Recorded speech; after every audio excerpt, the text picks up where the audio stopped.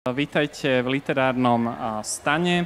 Teraz vás čakajú dva programy, ktoré sú súčasťou festivalu Mesiac autorského čítania. Ten prebieha 30 dní v Bratislave, v Košiciach a v Prešove.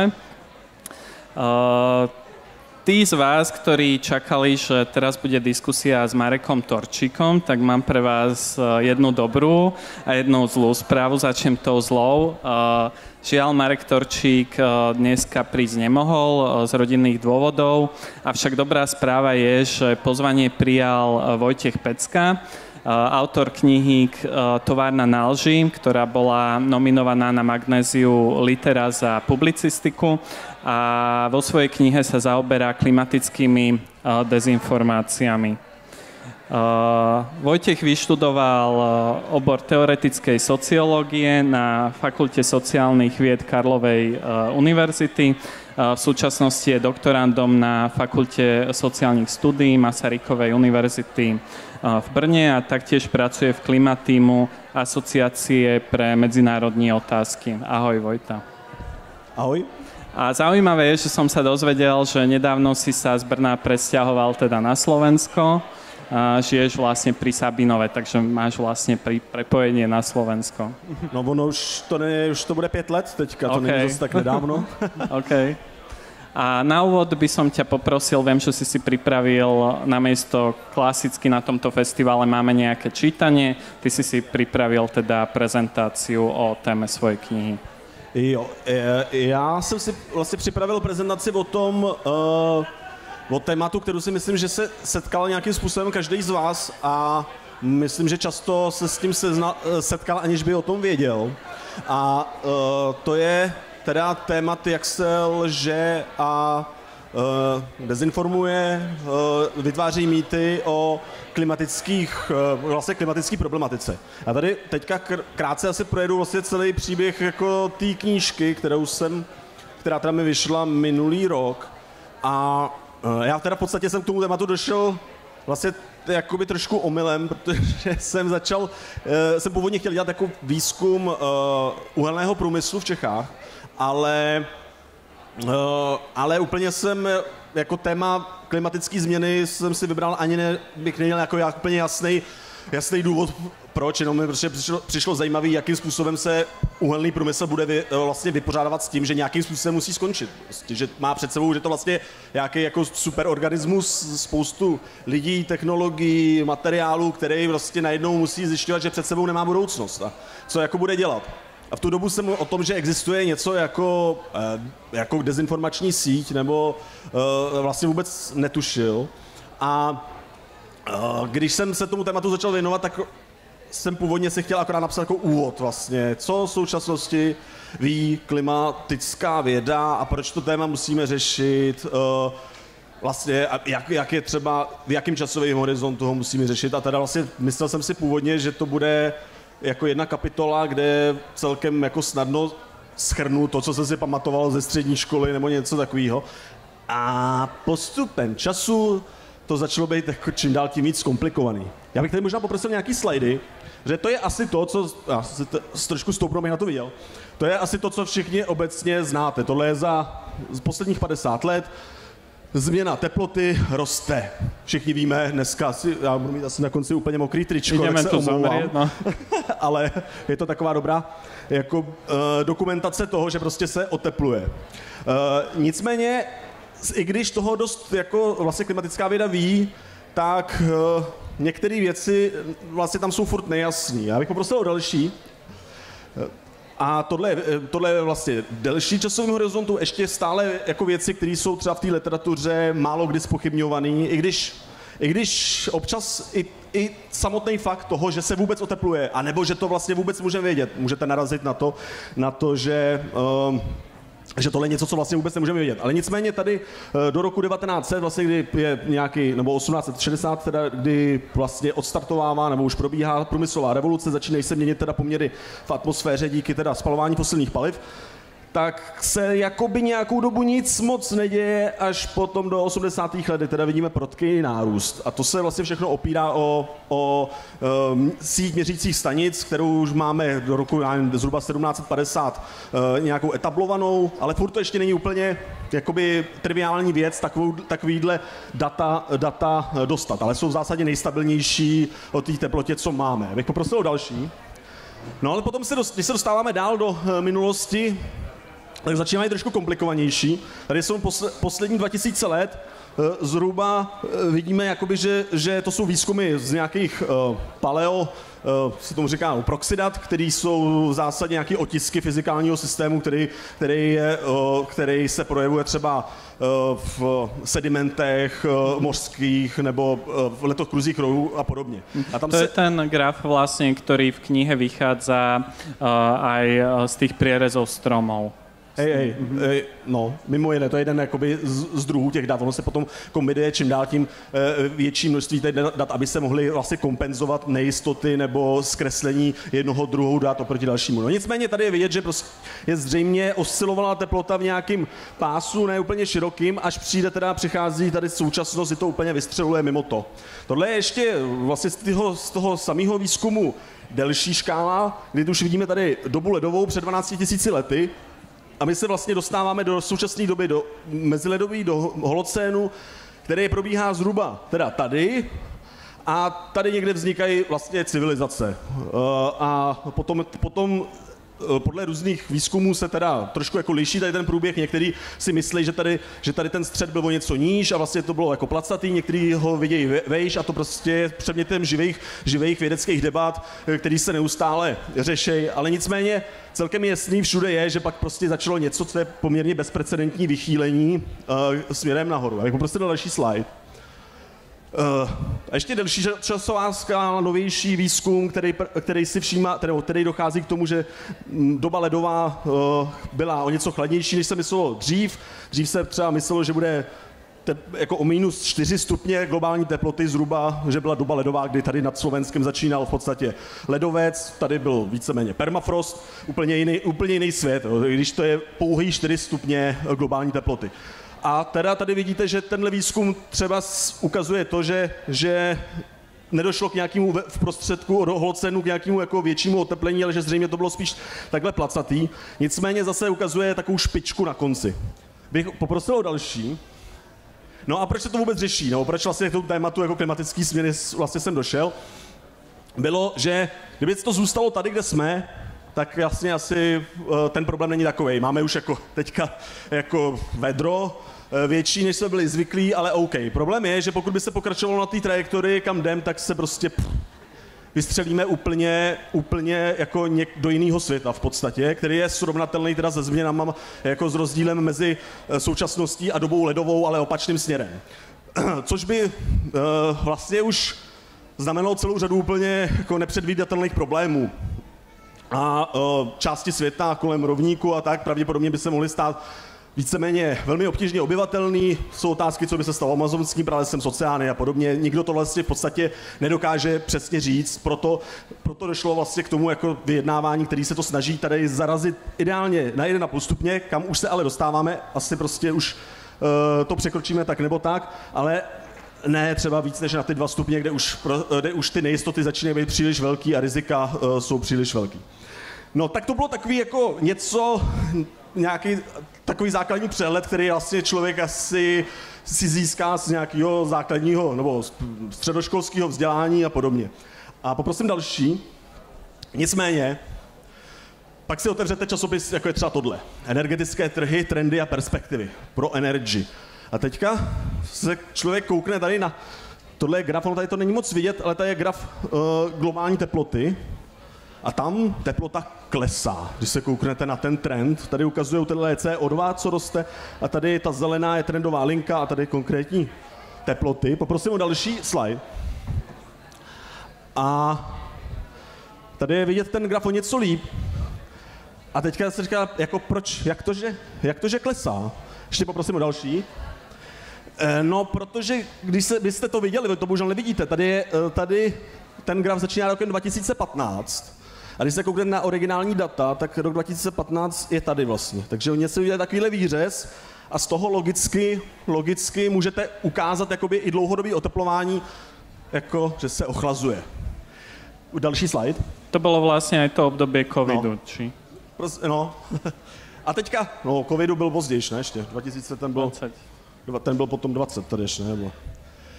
No, ale výhoda je, že s tady tím trikem potom z dlouhodobého oteplování můžete udělat celou sadu ochlazování, což se může potom hodit, až pokud se nám nepodaří teda transformovat průmysl a snížit emise, tak si můžeme takovýmhle trikem hezky snižovat teploty až do aleluja. Poprosím další. A jinak je to taková metoda, který se říká jako vytrhávání z kontextu a je v tomhle tématu ji asi uvidíte ještě víckrát. Já tady to trošku přeskáču, aby jsme se dostali potom k té debatě, protože bych nechtěl vlastně se zdržovat tu prezentací úplně tak dlouho, takže poprosím ještě o další slide. Jo, a tohle je další pěkný příklad, který v té debatě můžete vidět. To je tweet psychologa Jordana Petersona, velmi jako vlastně globální celebrity, který se proslavil svým self-help knížkama návodů na život a podobně. A ten sdílí teda takovýhle graf od stránky neexistuje žádná klimatická krize. A v zásadě tady vidíte nějakou náhodnou čáru a na konci drobný nárůst a tam se píše údajně bezprecedentní teplota současného klimatu. A teďka si jako člověk logicky řekne, že jako fakt řešíme celý ten nárůst klimatu kvůli tomuhle, to jsme se asi zbláznili, že jo, to je šílený. Problém je, další slide, prosím, že když se na to kouknete, když se na to kouknete ještě víc, ještě další, tak když se kouknete tady na datum, tak ten graf končí v roce 1885. Tudíž tam není vůbec vlastně to oteplení, o kterém se bavíme, tam vůbec není zohledněný. Plus zároveň tohle nejsou globální teploty, jsou to vrty z ledovce v jednom místě, těch problémů vlastně s tímhle grafem je víc, ale do toho úplně nechci zacházet. Ale nicméně, když se kouknete na originální tweet, tak 20 000 lajků, 13 milionů zhlídnutí a frčí to na Twitteru úplně skvěle, lidi se o tom hárají do krve a používají to jako důkaz toho, že vlastně že to téma je nějaká hysterie. Další. No, třetí poslední příklad z té české debaty.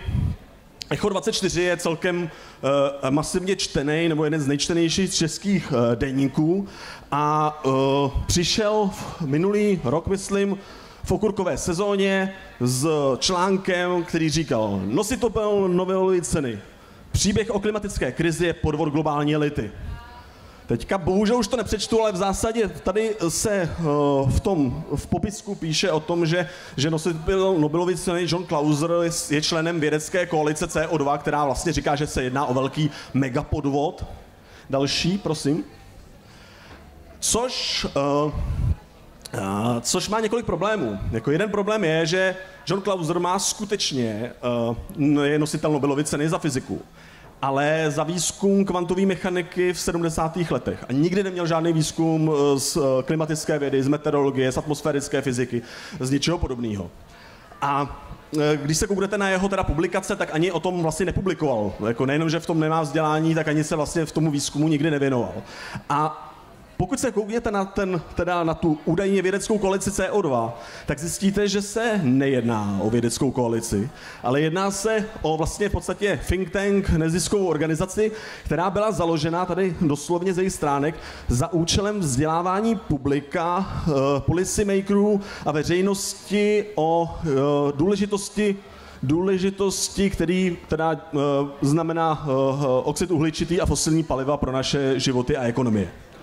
Prosím další, což není úplně překvapivý, protože CO2 Coalition založil William O'Keefe, což byl významná postava American Petroleum Institute, což je vlastně nejsilnější lobistická organizace fosilního průmyslu v USA, spolu s další, s Rogerem Cohenem, význačnou postavu z ExxonMobil, což je další ropná korporace.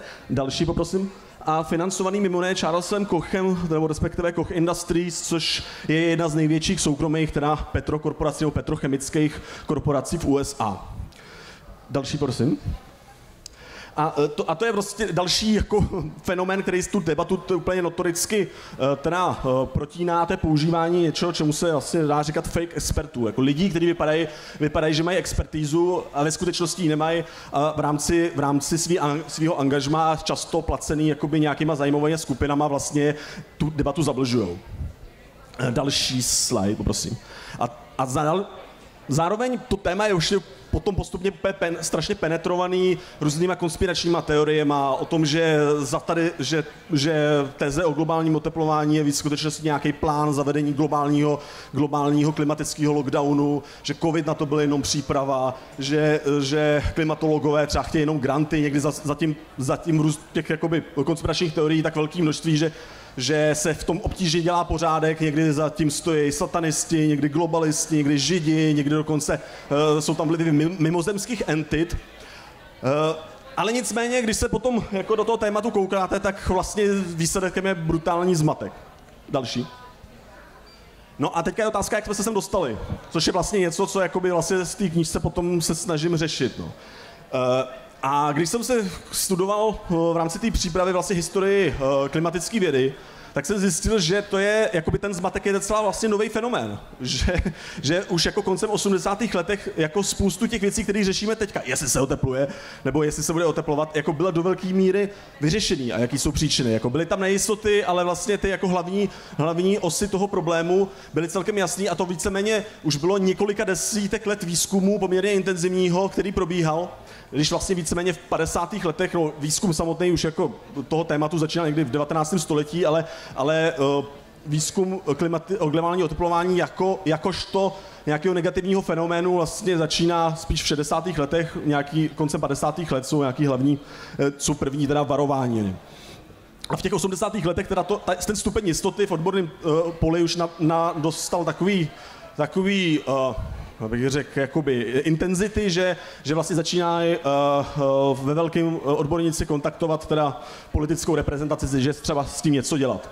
Nicméně, jakmile tohle udělají, jakmile začnou iniciovat mezinárodní organizace, mezinárodní vyjednávání, snahu o to teda nějakým způsobem kontrolovat fosilní paliva, tak se dostanou pod palbu kritiky, která má spoustu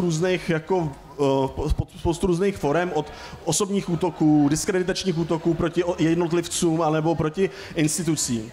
A poměrně dlouho vlastně ta vědecká komunita jako moc netušila, o co jde a myslela si, že vlastně vysvětlováním to všechno vysvětlí. Všechny ty jako námitky, dotazy, podezření, ale v určitou chvíli začali zjišťovat, že vlastně nejde o tu debatu, ale že jde o ty politické rozhodnutí, které vlastně z ní plynou.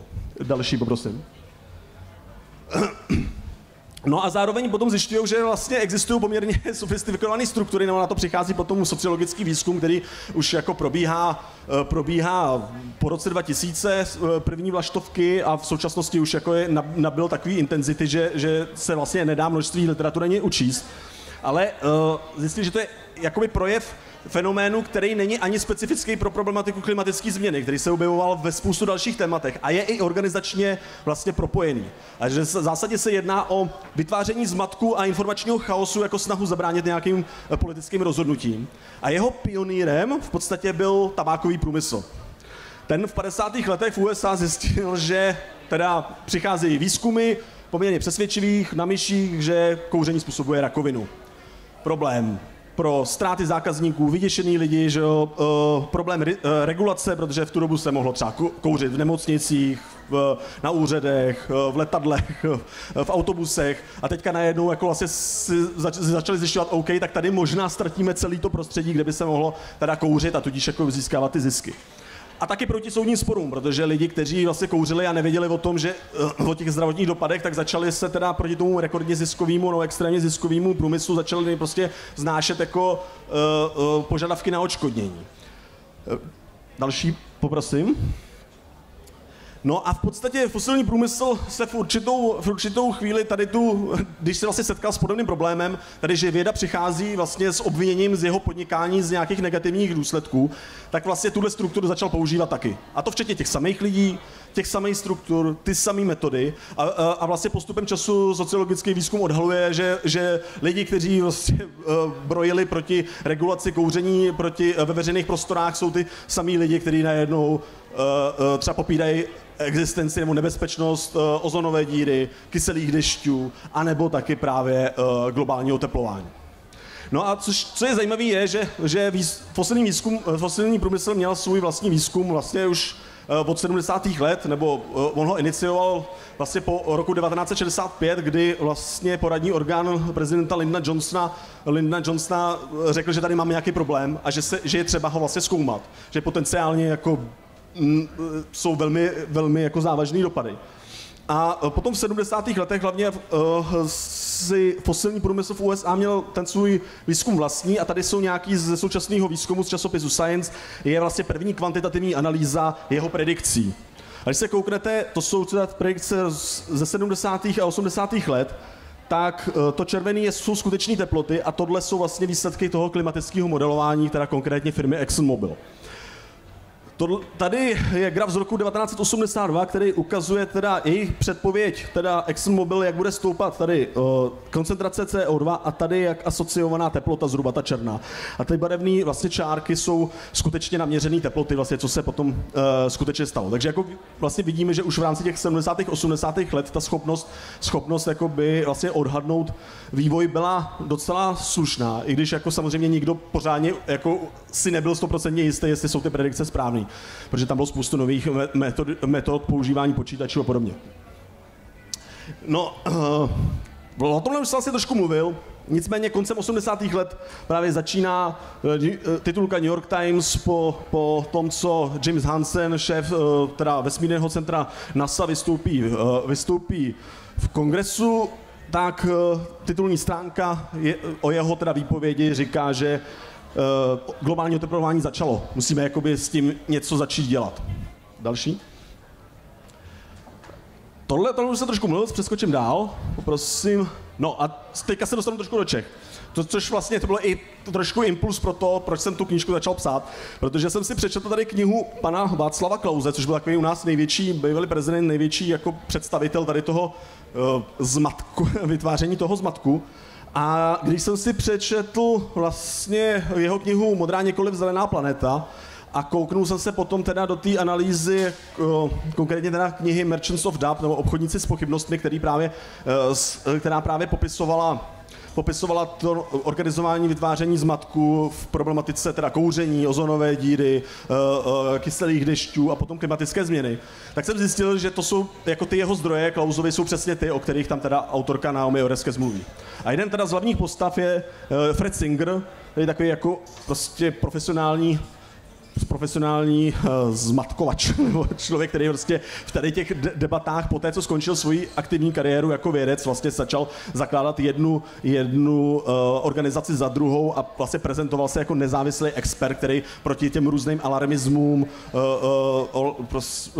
od kyselých deští k ozonové díře, pasivním kouření anebo klimatu, teda proti kterým jako alarmismům v tady těch oblastech bojoval.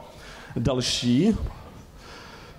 No, nicméně situace v Čechách, tady to byla taková jakoby první vlaštovka, bych řekl, která už probíhá v 90. letech a která je vlastně tažená v podstatě nějakou ideologií hlavně. Protože u Klause to bylo spojené primárně ne vyloženě třeba s nějakýma biznisovýma zájma, co to bylo v USA primárně, ale hlavně teda ideologie volného trhu.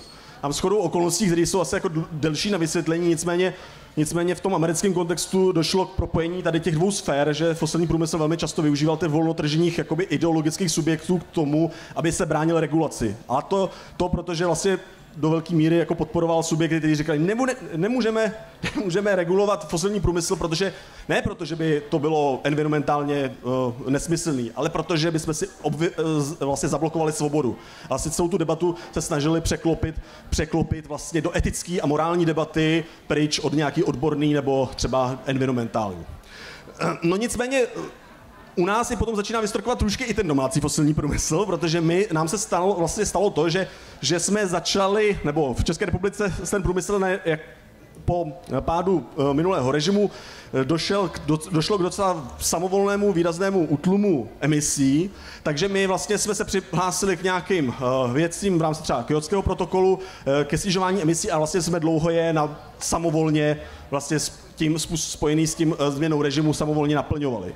A mezi tím ale začalo docházet tomu, že tenhle pokles se zastavil a začal ten průmysl jako by byl nutný něco dělat v tom, aby začal naplňovat své závazky, které jednak byly teda vyplývaly z Kjótského protokolu, ale potom i závazky, které byly spojené se vstupem do Evropské unie v roce 2005, která už má vlastně svůj vlastní jakoby cíl snižování emisí.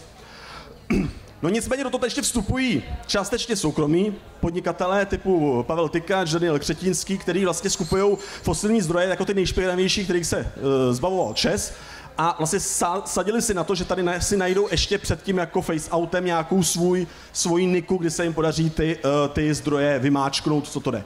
Další poprosím. No, a to můžeme říct, že jsou taky jako dva hlavní zdroje u nás, jakoby toho zmatku, ta ideologická část, potom ta, já nevím, biznisovo-ekonomická. No a třetí potom se začíná být dost aktivní po roce 2010 a dál, kdy vlastně Rusko začíná masivně vstupovat do veřejné debaty v zemích, který ovlivňuje.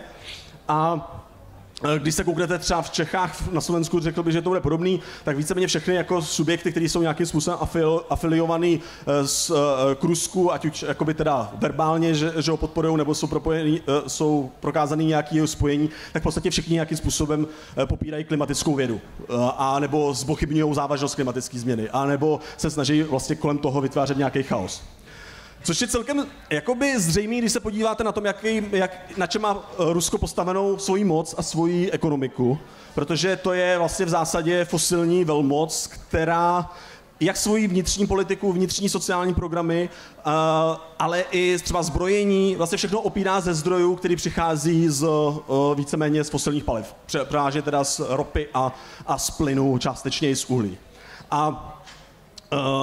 Zároveň to taky docela chytře využívá jako geopolitickou jakoby páku na to, že vlastně vytváří vztahy závislosti s okolníma státama, protože fosilní paliva zároveň představují jakoby dost strategickou infrastrukturu, bez které se dá jako v zásadě moc nedá v moderní společnosti fungovat.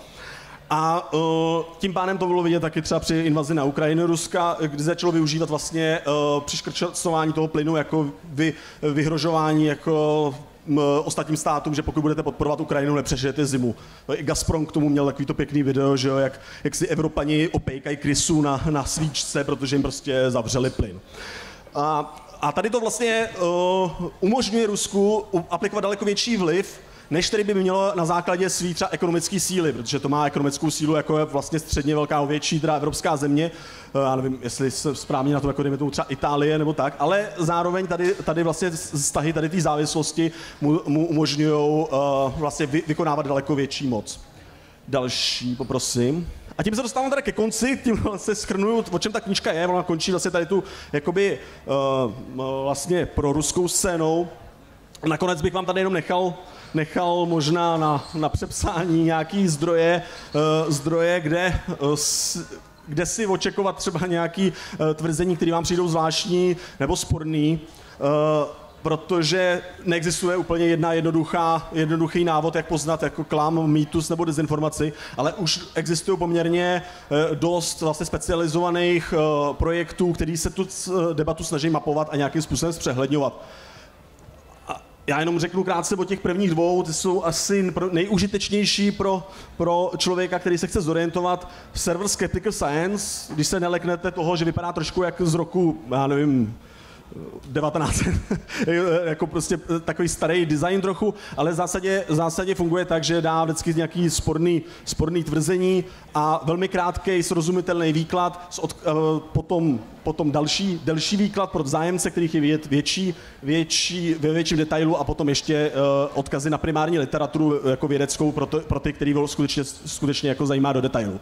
No a druhý potom je server Desmog, kterou založil James Hogan, je vlastně vlastník PR agentury, který ho rozčílil, k čemu vlastně jako to PR odvětví začalo být používaný vlastně v rámci toho dezinformování a začal mapovat ty dezinformační aktéry. Takže pokud se objeví nějaký fyzik, který nám začne říkat, že tohle je celý spiknutí jako z klimatických vědců, tak je dobrý se kouknout jako na server Desmog, jestli náhodou nepracuje pro nějakou firmu spojenou třeba s fosilním průmyslem a máte tam poměrně jako velký přehled vlastně pozadí, který by mohlo vlastně dát trošku vysvětlení, proč říká to, co říká.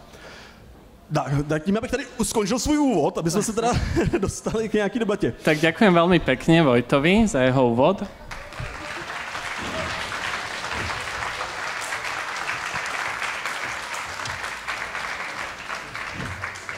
A možno by som najprv ešte nadviazal na ten úplne posledný slajd, pretože to, že ako rozpoznať dezinformácie, je určite dôležité nielen pre nás všetkých, čo tu sedíme, ale aj pre našich ako keby blízkych, ktorým musíme vysvetliť, že prečo nejaká správa, ktorú nám oni prezentujú, že je skutočnosť, nie je skutočná.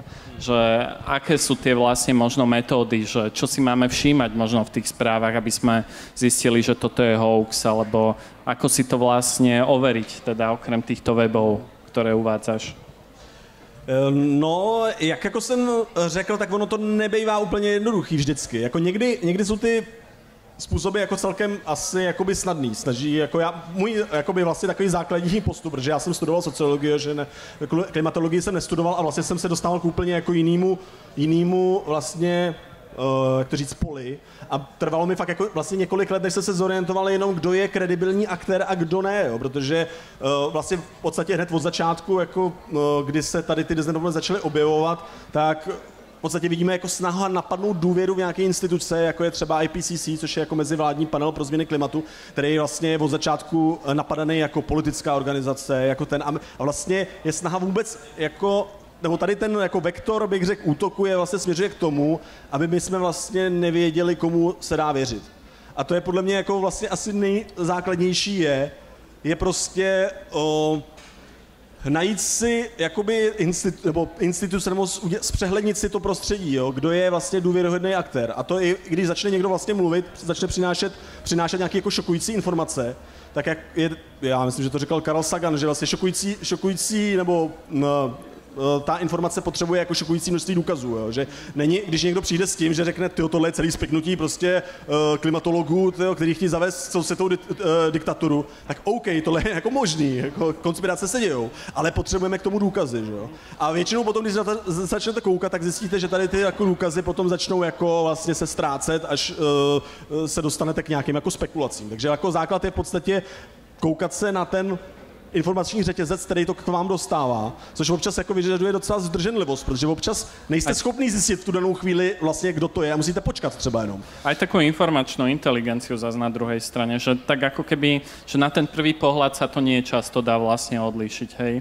A ešte mi, že možno ešte kým odpovieš, mne napadá jeden taký typ z minulosti, ale to sa hovorilo ešte pred pár rokmi, že vždy sa pozrieť na tú stránku, že kto ju vlastní, alebo že kto za ňou stojí, že v Česku tento typ vlastne ešte sedí, že vieme tie dezinformácie odhaliť na základe toho, že kto je v pozadí tých stránok?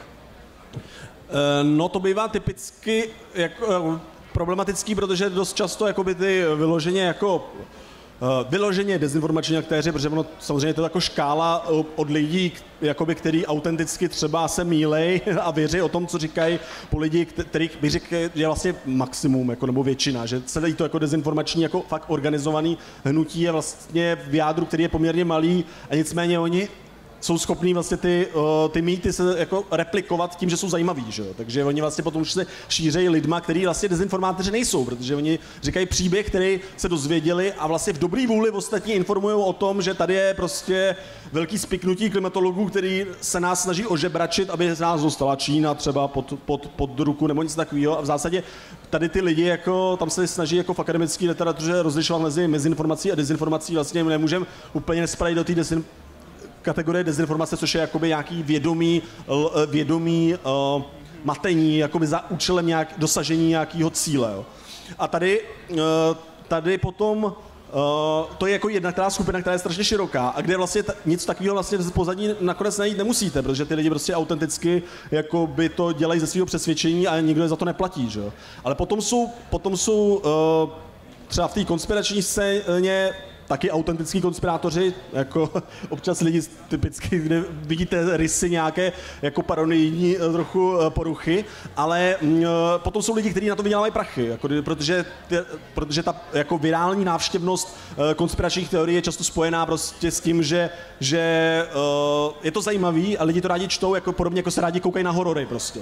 Tak se rádi čtou o tom, jako, že nevím, z nás prostě sežerou jako lidožraví židosatanisti, jako, což zní jako vtip, ale prostě tohle je realita jako poměrně velké části tohohle druhu internetového provozu.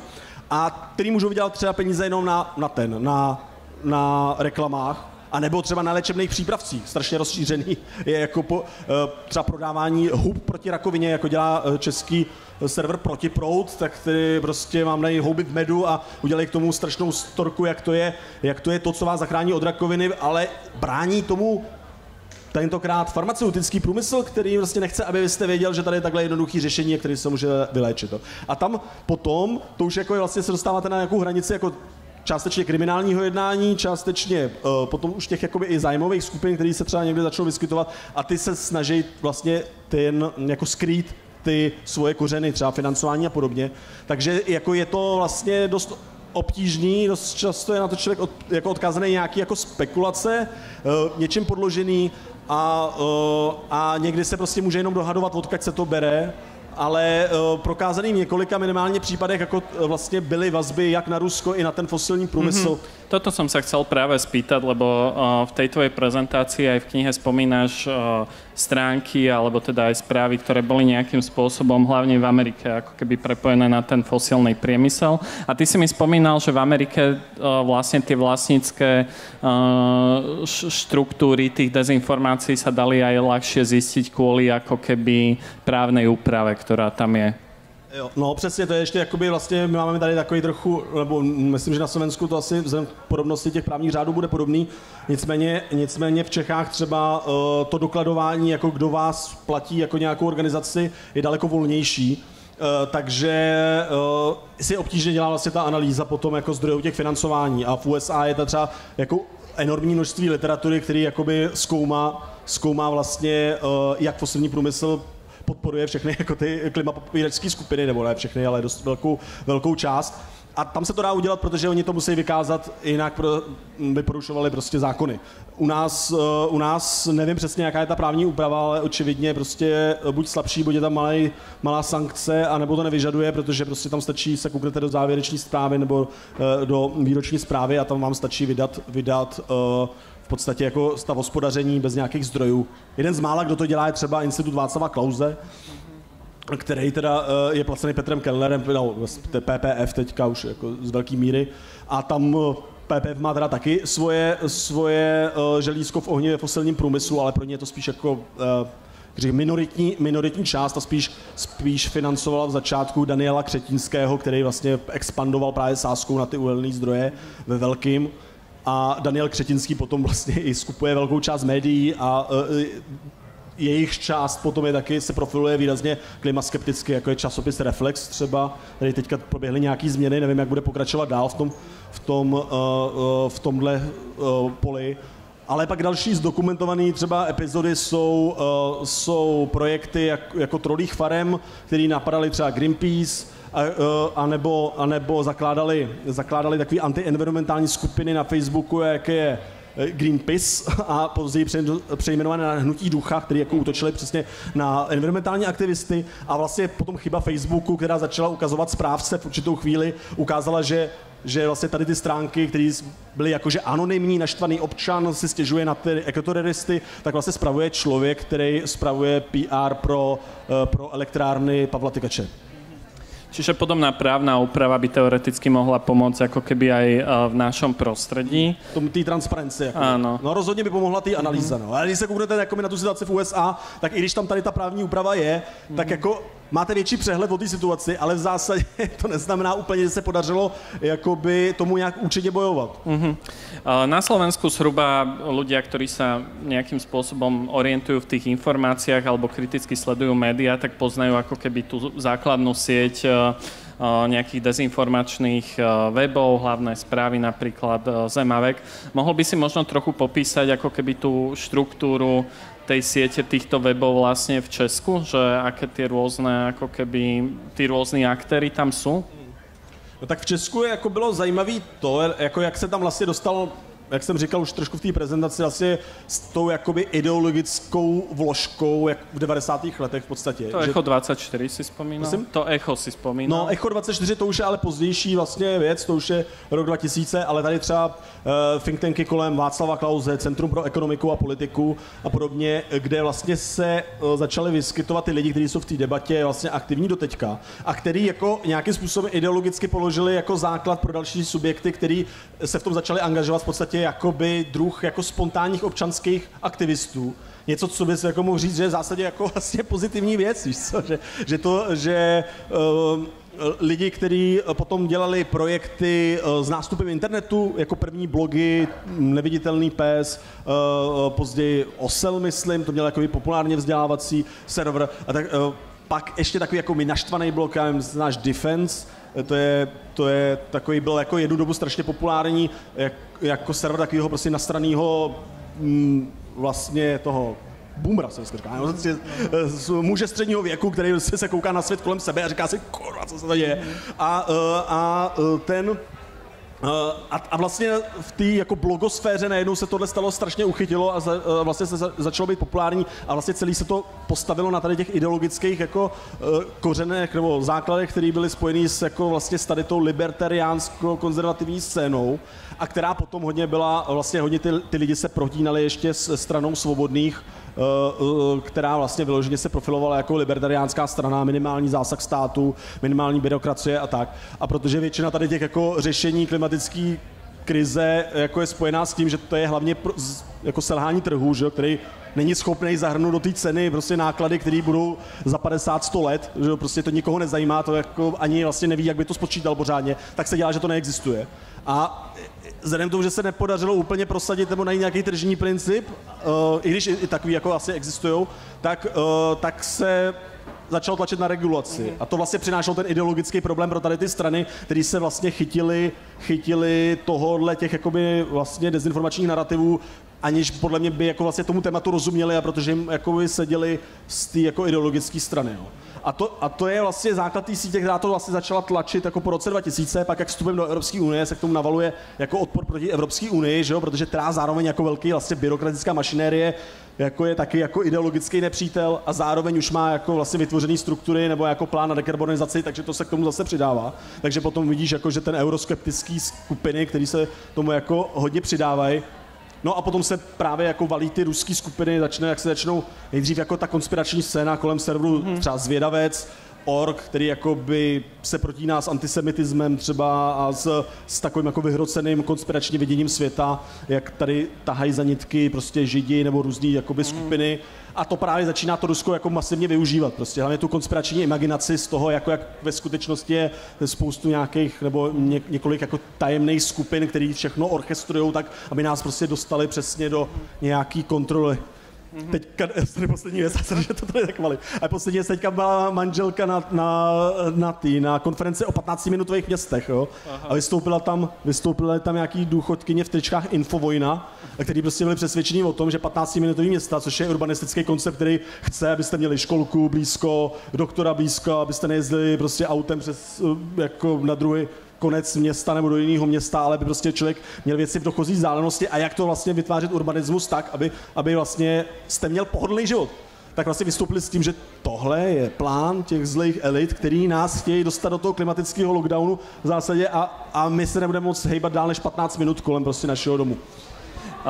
Ďalšia oblasť, s ktorou táto téma súvisí, je vzdelávanie. Ja si pamätám, v 90. rokoch som s témou klimatickej krízy prišiel prvý raz do styku na nejakom ekofilme. Sme povinne chodievali na tieto ekologické dokumenty, ale vlastne akože nechápali sme úplne vlastne tým súvislostiam ako deti. A že to chýbalo vlastne ako keby v škole to vzdelávanie. Že ako je to možno dnes a ako si to mal možno ty, kedy si sa ty prvý raz vlastne s touto témou stretol. Narodil si sa v 80. rokoch, čiže možno si to mal podobné s tým ekofilmom? No jako já si vlastně pamatuju, mě to vlastně to téma jako zase tak nezajímalo do té doby, než jak jsem říkal, jak jsem se k němu dostal jako trošku prostě náhodou, nebo omylem, nebo prostě ne, že by ty věci nedávaly smysl a zajímalo mě, proč mi jako nedávají smysl. Ale pak jsem jako při té práci vyhrabal takovou jako zasutou vzpomínku z doby, kde by mohlo být, já nevím, tak 6 let, podle mě to bylo po revoluci už, kdy prostě začínaly nám přicházet různý dokumenty BBC a vím, že jsem viděl prostě nějaký dokument, který zmiňoval prostě oteplování a že to ve mně zanechalo nějaký docela jako hluboký dojem, který pak se mi tady jako vysunul.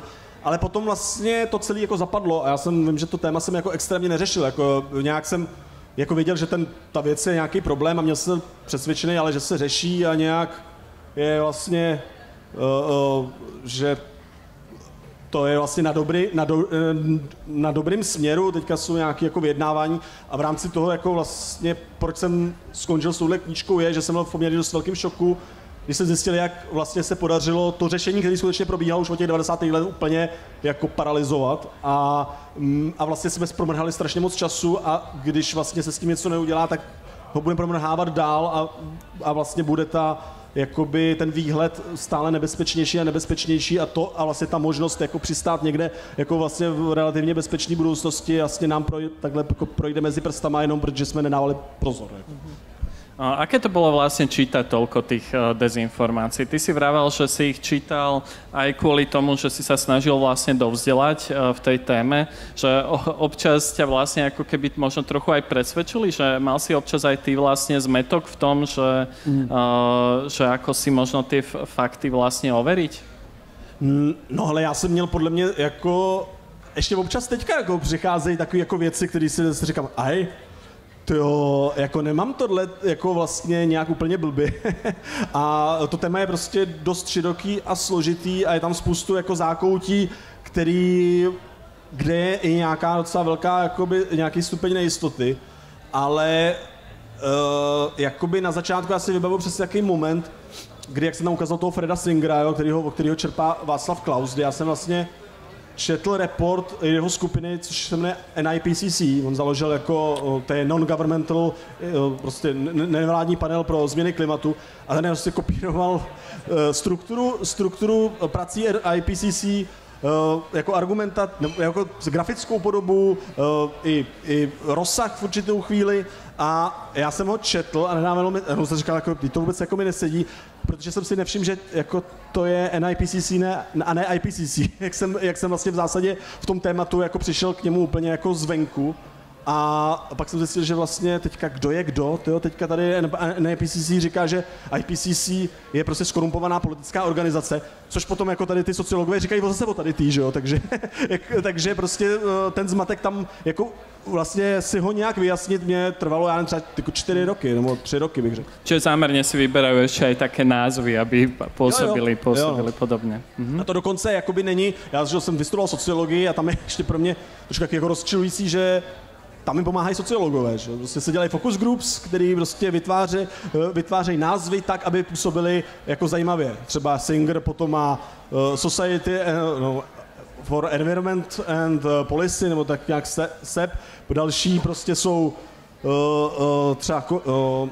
třeba Global Climate Coalition, kterou se na první pohled si říkáte, OK, tohle je environmentální organizace, jo. Pak se kouknete, kdo zatím stojí a to je v podstatě ocelářství, automobilový fosilní průmysl a několik jako stovek korporací, které stály v podstatě za odstartováním jako bagatelizaci problémů spojený s klimatickou změnou. Ale na první pohled, jako než se kouknete, kdo zatím pořádně stojí, tak si myslíte, OK, tohle je prostě, já nevím, něco jako Greenpeace. Mám ešte zo pár otázok, ale dal by som priestor aj do publika a možno by som poprosil produkciu, alebo teda technikov, či by mohli, keď tak mikrofón zobrať záujemcom. Tak ak máte nejaké otázky, tak sa nebojte prihlásiť. Ahoj. Ahoj. A já jsem se chtěla zeptat, protože jestli by si nám něco neřekl víc o Creative Society, protože oni vlastně mají teď masivní kampaň na Slovensku a vlastně je to nějaká kombinace náboženství, něčeho EZO, nějakých takových jakože základních věcí, jako buďme na sebe hodní a je tam vlastně i to klima i tak nějak okrajově a vlastně jsem slyšela, že je nějak napojené na Rusko, ale vlastně ve skutečnosti nevím, tak jestli by si nám něco jako neřekl o tom víc a jestli v Česku taky máte takovou masivní billboardovou kampaň jako tady na Slovensku, anebo jestli Slovensko je jako nějak strategicky významné pro tu jakoby globální společnost. Jo, no to je pěkný dotaz. Já Al-Atra / kreativní společnost ještě jako nemám tak dobře zmapovanou, když to mám taky na seznamu, ale tam je to docela zajímavé, že to je vlastně skupina, to je vlastně jako klima alarmistická dezinformační skupina, prostě, která v podstatě přichází s tím, pokud si to dobře pamatuju, že jednou za 12 000 let přichází cyklus kataklizmat, který zničí prostě, no, jeho součástí je i teda klimatická změna, který končí jakoby strašlivě a my jsme teďka v tom cyklu. A ten ale to není způsobení teda fosilníma palivama nebo něco takového a je to vlastně věc, která se musí řešit na nějaký duchovní úrovni, přesně jako jak sobě být hodný, objevovat hodnotný život a podobně. A je to vlastně videa, co jsem viděl, jsou to často spojený právě s věcma jako bioresonance, třeba věci jakoby alternativní medicíny a podobně. A zároveň zajímavý je, že Al-Atra jako taková je v Rusku zakázaná, ale zároveň jako tam vypadá, že má jakoby nějaký ruský kořeny, ale převážně lokalizovaná na Ukrajině, kde teda teďka došlo také k nějakým střetům, kdy tajná služba Ukrajiny odhalila teda i zřejmě nějaký výbušný zařízení u některých členů Al-Atry a je to vlastně takový jakoby zvláštní, že není úplně jasný, nebo není úplně zmapovaný, že jsem jakoby to sledoval, vlastně kam sahají jakoby ty kořeny, jestli je to vyloženě jakoby nějaký náboženský projekt nějakého prostě gurua.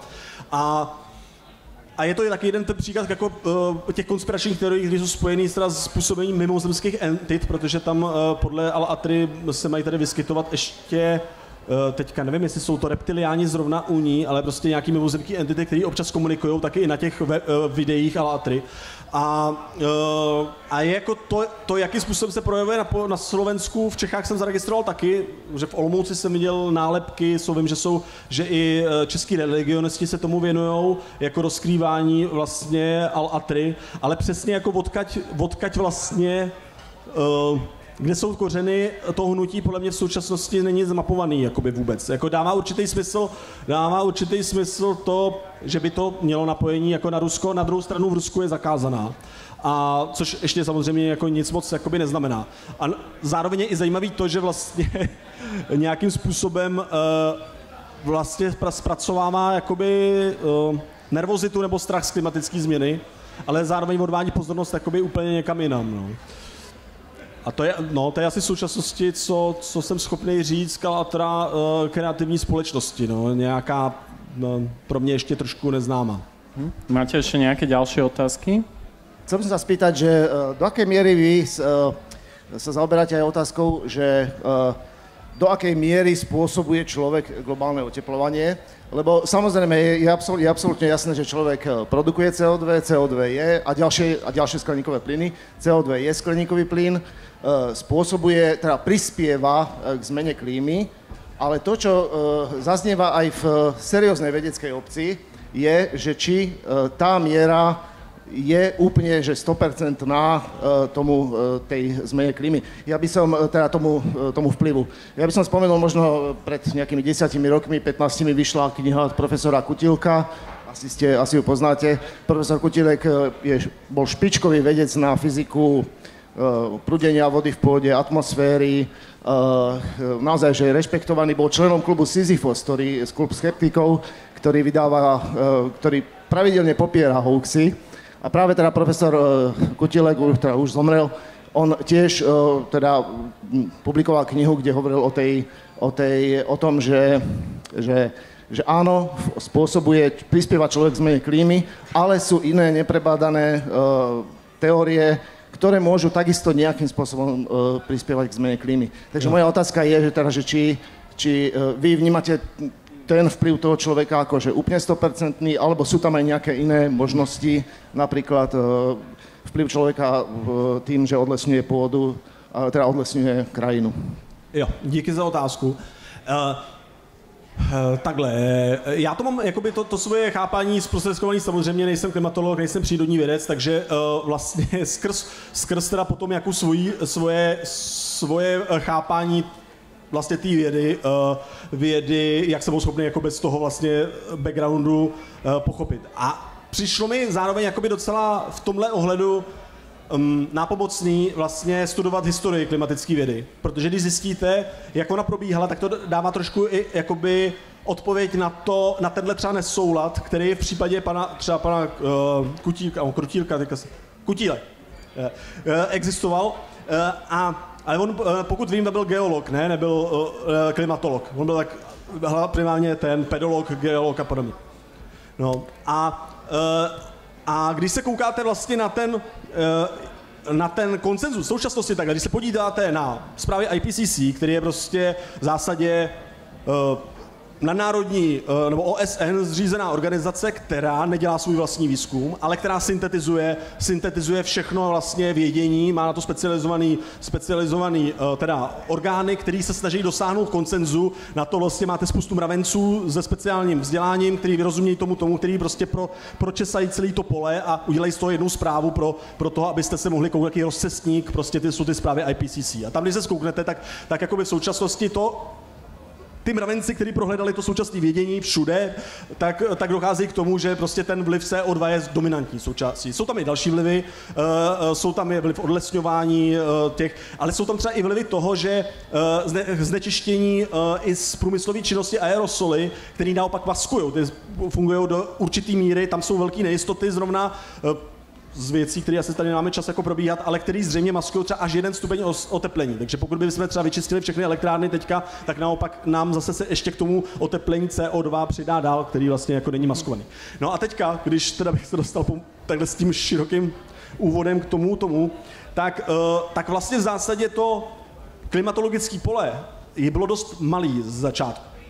A až v posledních 10 letech jako expandovalo výrazně. A třeba ještě v 90. letech, když se čtete třeba rozhovory se sovětským klimatologem Michailem Budikem, který vlastně k podobnému úplně nezávisle na americké vědě došel k tomu jako samotnému v 70. letech, že teda skleníkový plyny tohodle množství musí nějakým způsobem jakoby výrazně oteplit atmosféru, tak přišel v 70. letech, tak říkal, že jakoby v 90. letech je zhruba 100 lidí na světě, který prostě rozumějí fyzice jakoby té klimatické vědy skutečně. To se od té doby jako masivně expandovalo, ale to přesvědčení o tom, že CO2 je hlavní problém, vzniknul vlastně kolem tady těch specializovaných jako klimatologických center, který často navázaný na velký výpočetní výkony, nedostupný dalším vědcům. Takže když se kouknete potom, oni existují i průzkumy napříč jak bych to řekl, expertízama, tak jakoby největší jistota je v té klimatologické, potom dejte do příbuzných oborů, kam se to už jakoby difúzně propouští a třeba u biologů a tady ještě třeba i u nás, že Petr Pokorný nebo ten, který si říkají, my vůbec tady nemůžeme vědět prostě, to je fantazírování jakoby těch klimatických vědců, ten systém je tak komplexní, že prostě my to nemůžeme vědět, jo. A tam se to taky po průběhu mění, tady ta jako nejistota nebo tady ten jakoby zpochybňování vlastně se snižuje, ale existuje, no. Existuje ale nicméně jakoby je to vlastně bych řekl furt jako okraj, nebo v současnosti čím dál tím větší ještě vlastně okraj té debaty a myslím, že se té klimatologii daří přesvědčovat vlastně i ty nepřesvědčení, protože vlastně je tam jako velký část práce taky na vysvětlení těch metod, které byly nový, že? Když se začalo vůbec se simulováním klimatického systému, tak je spoustu nejistot, spoustu otázek. Je tohle vůbec něco, jako na co se můžeme spolehnout, aby se úplně změnili tady svoji ekonomiku a podobně. A byla tam v tomhle ohledu velká setrvačnost. Já nevím teďka úplně, jestli jsem odpověděl na tu otázku. Odpovedal. Čiastočne, no. Otázka bola teda, že či už vy to vnímate ako, že ten vplyv je 100%, že či ten vplyv je 100%, alebo existujú, alebo považujete aj, povedzme, tú teóriu, o ktorej už nakoniec hovorí aj IPCC, že to odlesňovanie takisto prispieva tým, že tá zem sa nemá kde, to teplo sa nemá kde absorbovať k tým odlesňovaním. Takže že či aj s touto variantou počítate? Jo. No tak jak já jsem pochopil tu debatu, tak ten vliv těch jakoby fosilního průmyslu je dominantní. Odlesňování v tom je další jako velká role, jsou tam ještě další vlivy, ale vlastně to množství skleníkových plynů, které dostáváme do atmosféry, v současnosti prostě dominantní vliv a bez jeho řešení se to neobejde. Takhle tu debatu chápám já, myslím si, že takhle to je ten jako mainstream té klimatické nebo vědecké debaty, ale že existují dizentní hlasy, které nutně nemusí být spojený s tady těma dezinformačníma kampaněma, nebo je pravda, ale to se prostě ve vědecké debatě vyskytuje jako vždycky v zásadě. Jako vždycky, a je to vlastně dobře. Jako no. Máme priestor ještě na jednu otázku. Hezký den, já jsem se chtěla zeptat, jestli si myslíte, že v poslední době se v podstatě nějaké popírání té klimatické změny a šíření třeba lžích o klimatu pojí taky třeba s projevem maskulinity, protože, nevím, napadá mě třeba docela jako alarmující výsledek Filipa Turka v Česku, a nebo třeba fenomén petromaskulinity a že už to možná není jenom nějaké jakoby lobby za například fosilní průmysl, ale nějaké třeba projev nějaké genderové identity, například prostě maskulinity.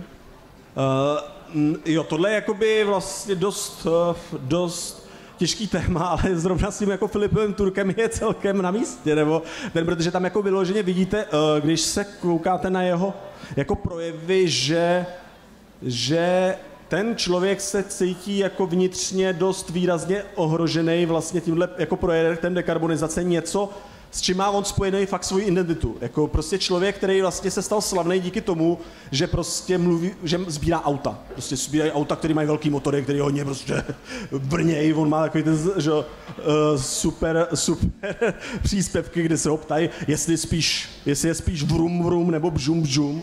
A on pak říká, já jsem spíš vrum vrum, to je takový sofistikovanější, ale jakoby, jako je to vlastně do určitý míry jako dost vtipný, ale zároveň vidíte, že ten člověk prostě, pro něj je to jako nějaká extenze, prostě to už není jako věc, já mám auto, že prostě jedu tam, prostě tohle je součást mě, tohle je prostě, já jsem koukal, měli s Richardem Chladem, to je miliardář, který ho vlastně podporuje, s Rytmusem, měli jako rozhovor, jestli by přišli na elektroauta a on říkal jako elektroauta jako dobrý, on je to vlastně i rychlejší, že? Ale to jako není ono prostě. To není ono to nedělá prostě, to prostě v zásadě, když jako jste mluvila o té maskulině, to prostě chlapský, Octavie prostě je rodinný auto, je to spíš pro tatíka prostě, který chce se vozit s rodinou někde, prostě ušetřit, nevyhazovat peníze na nějaký sporták, ale mít čas na dovolenou. A vlastně ty reklamní kampaně se dost jako soustředí na podvědomí a to podvědomí ale nějakým způsobem budujou ty identity. A takže myslím, že ve chvíli, kdy přichází projekt, kdy řeknou, kdyby vám tady tu identitu seberem v zásadě, tak ty lidi si cítí vnitřně ohrožený, že jo? A ten Filip Turek vlastně na to velmi dobře jako mířil, no, prostě a pokud míříte na podvědomí vám někdo bere součást vás, sama sebe, tak vlastně racionálníma argumentama, jako, máme tady nějaký problém, který mu je potenciálně dost nebezpečný, jako s tím potom tolik neuděláte, protože prostě to čelíte vlastně vyloženě osobnímu útoku, no. Takže já myslím, že to tam nějaký vliv určitě má, ale zároveň je docela obtížný ho vlastně jako rozplejtat.